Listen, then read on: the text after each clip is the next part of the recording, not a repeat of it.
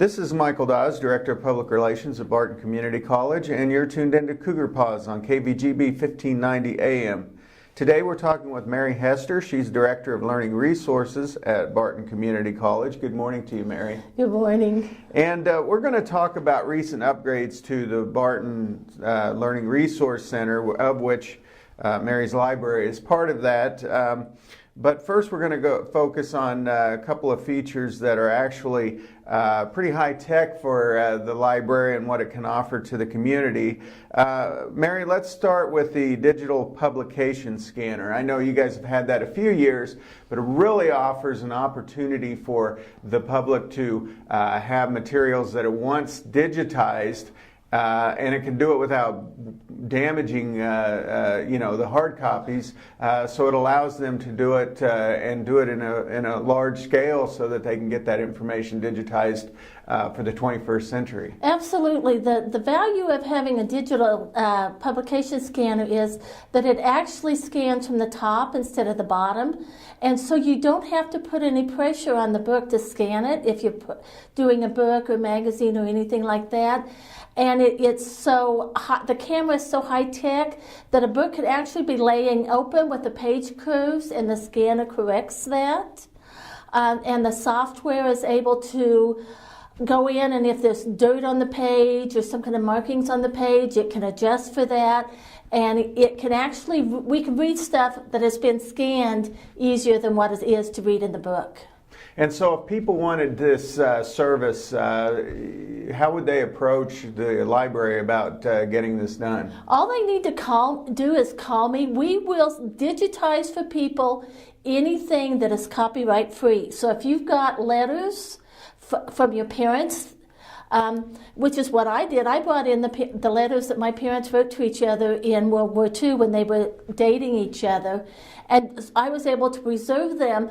One of the concerns that we have as librarians is that paper falls apart. And the papers that you have under your bed or in your attic from your parents and grandparents are deteriorating. And so what we want to do is we want to get them preserved both for you, and if it's information on Kansas history, we would like to retain a copy for ourselves too. But it's the preservation of information, because if we don't preserve those documents and those books, everything's going to be lost and it'll be gone forever. And so what's the number that people can reach you They at? can call me at 792-9364. Also, they can go to our website, which is library.bartoncc.edu, and there's a link that says Ask a Librarian, and that gives all my contact information. Okay. And we would be remiss if we didn't mention that this digital scanner is actually the gift from those individuals that were very responsible for bringing the Cohen Kansas history. Absolutely. I was Darnell Holoperic and I were visiting with Barton and Mary Cohen one evening in their house, and Mary looked at me and she said, "What do you want to do next?" And I said, "Oh, I've got dreams." And I mentioned the fact that I would like to be able to scan the older books that people don't have access. We've got books that nobody else in the state has. And my mission is to get those out and get them available to people. And so I was telling her that, and she said, "So what does it cost?" And I said, "About $9,000 for the scanner." And so she went and got her purse and came back with a checkbook and said, "This is the start, now you get the rest." And so Darnell, of course, did that, and it's an amazing setup. You can take what we do when people bring things in, we'll scan the documents and we make them into Adobe PDFs, which any computer can read. And then if it's on Kansas history, we ask that we retain a copy of it, and we give them a copy on CD. So then what I did with the letters that I did for my parents, I took it home and I made copies of that CD for all my brothers and sisters. So now we all can read the letters from my parents without damaging those family archives any further. And that's what we would like to do for people. And we have had an interesting situation. We had somebody bring us some things in, and she said, "Yes, you can keep a copy because this has to do with the settlement of the county," she said, "but I don't want it out on your website until after such and such is dead." And we are honoring that. It's not on our website, and we will honor requests like that. Okay. And I think it's neat as well that with this Kansas history that we have in our library, that this is adding to it, and you guys are digitizing all of the works that you're able to without copyright infringement, so that eventually it's easy access for anybody who's searching for information related to Kansas history. One of the things that librarians are passionate about is information should be there for everybody in the easiest access possible, and that's what we're trying to do, so that eventually we hope to get permission to do the things that are under copyright still. But we would like to have the whole collection available so that somebody in, I don't know, Singapore could pick it up and find out what we have and read it. We're discussing the Learning Resource Center's publication scanner, as well as the microfilm reader that was recently purchased, and the LRC's recent renovation with Mary Hester, who's the director of the library, Learning Resources. Mary, you know, the publication scanner, obviously a big deal for your area, but we've also got this microfilm and microfiche opportunity that people can actually come in and have that digitized. Absolutely. That's just totally amazing. This is totally new technology. Last I knew, when ours was delivered about 2 weeks ago, we were one of 4 places in the state of Kansas that had this. So it's very new technology, and anyone who's used a microfilm and microfiche readers knows how cumbersome it is to get those items up on the screen, and then you have to find exactly the right spot, and your only option was either to take notes or print to paper. Well, what this new reader has is it actually has a high-tech digital camera on it. And it takes the camera takes the image on the screen. You can grab the part you want, and you save it as a JPEG, and then you can also convert it to, again, an Adobe PDF, so that you can then either email it to yourself, or if you've brought in some kind of media, such as a thumb drive, or we will give you a CD-ROM again, and you can have the digital version of that so that you can store it in a smaller space and also share it with people and use it in ways that you just couldn't the old microfilm readers. So are these microfilm, microfiche, is that what Barton has available in its library, or are people able to bring in? They can bring in things. We have somebody from the Historical Society that has ordered some things that they want to keep there, and she's going to bring it down and use our reader because our reader is so much better. But we also, if somebody is doing some kind of research that they need to borrow, like a newspaper or microfilm from the State Historical Society or somebody else, we will interlibrary loan that for them, have it sent directly to the library. It'll be waiting for them. They can come in. Well, this machine is so easy to use, but our plan is to always have a staff member or a very well-trained volunteer available to help people, because we know something new can be intimidating. So we're always going to have somebody there to help them, and they can do whatever they need to do with it, and when they're done, we can send it back again on interlibrary loan. So we're working very hard to make it as convenient as we can. Again, there's absolutely no charge. We just see this as a way that the college can give back to the community that has supported us for so long. Now, so they obviously have to be there when the library's open. So what are the hours? The hours of the library during the when classes are in session, we're open on Sunday from 2 to 10:30, Monday through Thursday from 7:30 to 10:30, and on Friday from 7:30 to 4:30. Okay, and if people aren't sure, they can go on the web and check that out, or they can give you a call. Absolutely, and get that absolutely. Or if they're more comfortable doing email, they can email me. I always respond to that too. Okay. Now, you've mentioned that you've got a member of the community who's utilizing the microfilm reader. What's been the feedback both with a digitized publication scanner and with the microfilm reader? Oh, people are very excited about it. It's so nice to be able to have the information in the format that you're most comfortable with. If people are more comfortable with print, we will print. They can print. It's all set up to do that. Both of them are.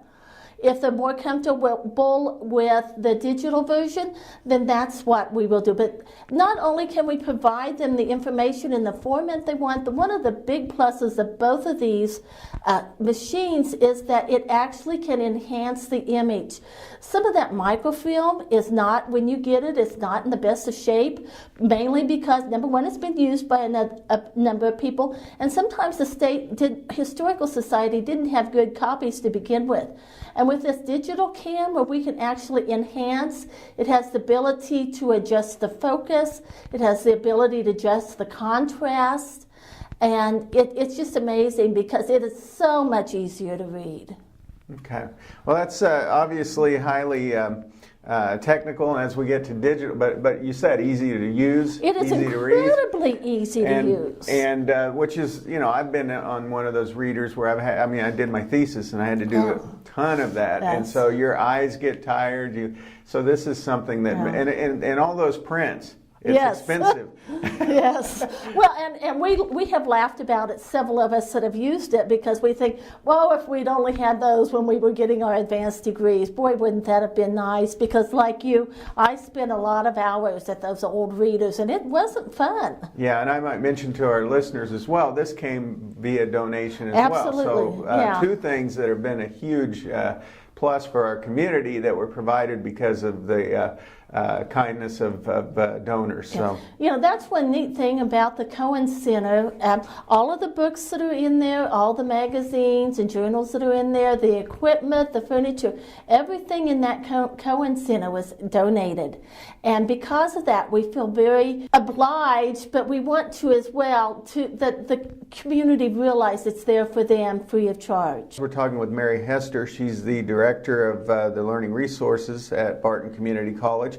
And we've talked about the two items that are moving us forward into the 21st century. We're going to talk about renovations to the Learning Resource Center as well. Mary, people come to the campus and obviously they're not always familiar with where things are, but the library is right in the center. It's the hub of everything else that goes on here. It really is. I love the way the original planners planned the campus, because when you think about it, the library is the center of learning. That's where you go to find more about anything and everything. And so symbolically, it's in the center of campus. Okay.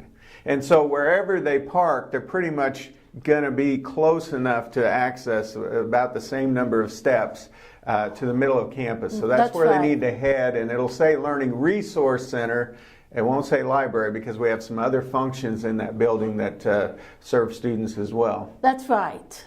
Now, the Cohen Center's been around for 5 years. I'm using a guesstimate there. And you guys have quite a selection because of Bart and Mary Cohen and what they provided, and you've added to it since then. I know you guys have more and more works because of the publication scanner that you're putting out online, that you're not under copyright infringement if you do that.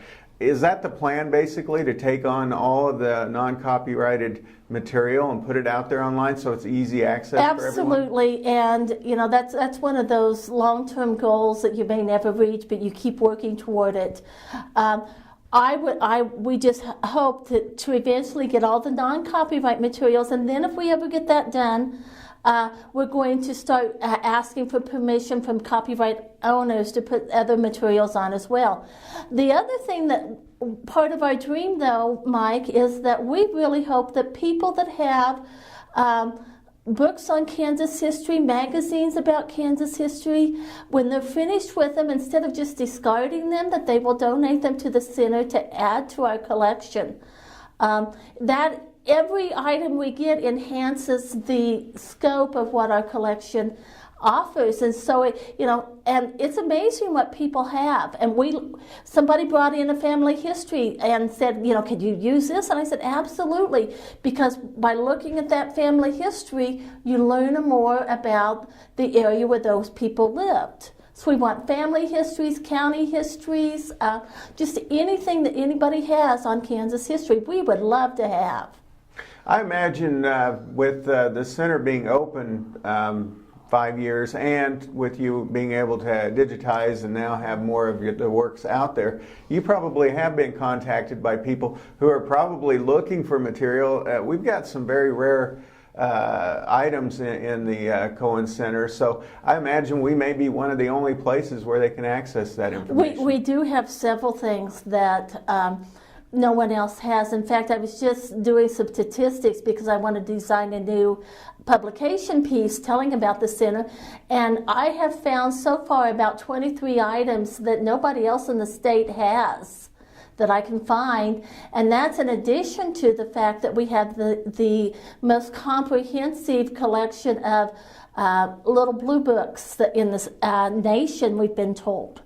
Mm-hmm. So it's really neat to have that kind of information available for people. It's amazing to me that this whole thing originated with the Cohens, who had this love of Kansas, that they just pursued this on their own, and now look today, this has helped a college to be able to expand and allowed it to provide these items to the public on a massive scale, really. It is just amazing what Barton Mary Cohen started. And it was Bart's dream, and it is Mary's dream, that we just continue to grow on what they started, and we're trying to do that. Now, along with the Cohen Center, which has been around, a very nice place and quiet if you go in there to do any research and what have you, we've added some other things to the library, and it's just a complete difference from what it used to be as to what it is now. And the other thing I've really noticed with your area, Mary, is that you got a lot of people in there. Absolutely. No matter when I go in the library, there are people there just either sitting and studying or reading or having some coffee. What's that been like for you since the renovation? It's amazing. The students are really, and the faculty and staff too, are really enjoying the windows and all the lights. The people that designed, I had input, I told them what I want, but I did not do the design, and the architect and facilities people that designed the renovation did an amazing job. It's light, it's roomy. They put in some soundproofing stuff so that if I've got a group of kids over in the corner that are being a little bit noisy, it doesn't bother anybody else. We have study tables, we have up-to-date computers, we have wonderful, comfortable seating. I've been told it's the best place on campus to take a nap. And we have our new coffee bar, which everybody on campus is enjoying, so it's great. And you have a community room there as well. So, if somebody needs to book that for whatever reason, they can do that. And as I understand, that's free of charge to them. It is free of charge to people that live in the communities in our service area. And we've really had a lot of use of it. It's really exciting to see the different businesses and service groups and that kind of thing that have come out. We have I've been told a family reunion that somebody's planning on having in there. So it's really open, and it's a wonderful facility. It's very comfortable. We have tables and chairs. There's a sink and small refrigerator. It's just very, very well utilized. It's ready for people. And, obviously, you've mentioned symbolism. Well, this is the college's library, but it's also the communities with the ability to digitize their works, and with the use of the Cohen Center, and with the community room, and with the library in general. Okay, and with that, we'll close up Cougar Pause. This is Michael Dawes saying so long.